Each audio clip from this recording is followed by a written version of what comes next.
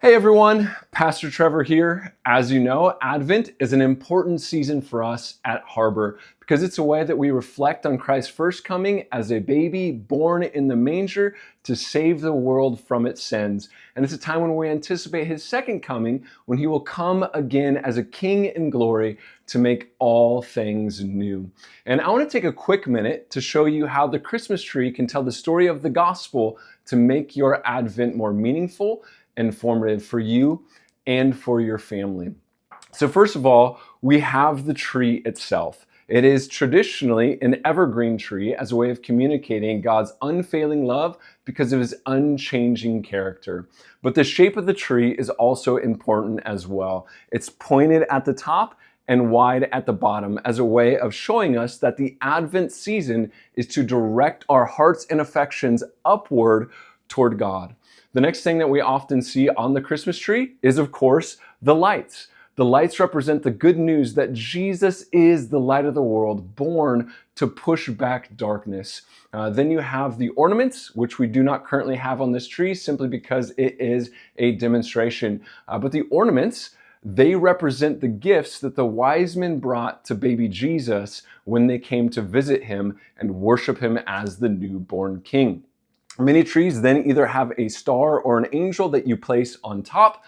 The star, of course, is to represent the star that led the wise men to baby Jesus. The angel is to represent the angel that shared the good news for the first time with the shepherds, telling them to go and see the baby king.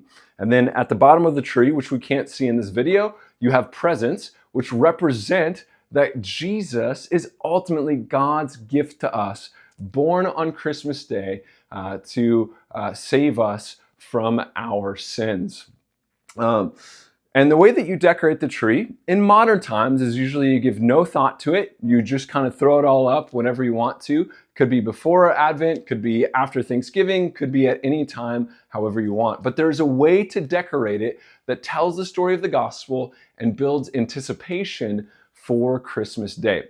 And the way to do that is on the first Sunday of Advent, which is the Sunday after Thanksgiving, you would put up the tree itself. No lights, no ornaments, no decorations, no star, no presents, just the tree. And then you might read, if you have kids, a story from the Jesus Storybook Bible that is something that has to do with the anticipation of Jesus coming. Maybe the story from Isaiah or something like that. Then on the second Sunday of Advent, what you might do is you might put the lights on the tree, or if they're already on the tree, you might turn them on. And you might read the story in the Jesus Storybook Bible about Jesus being the light of the world.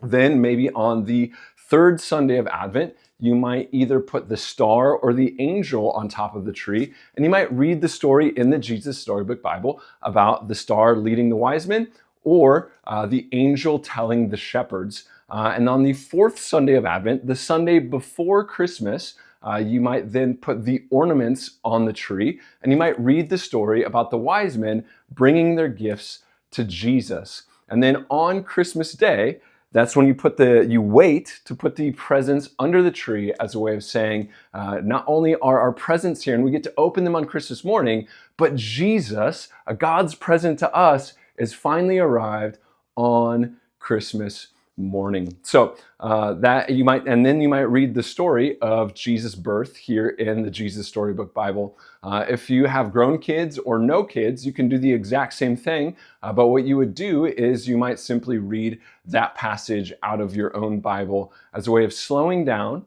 contemplating the birth of Jesus, and preparing your heart for Christmas morning.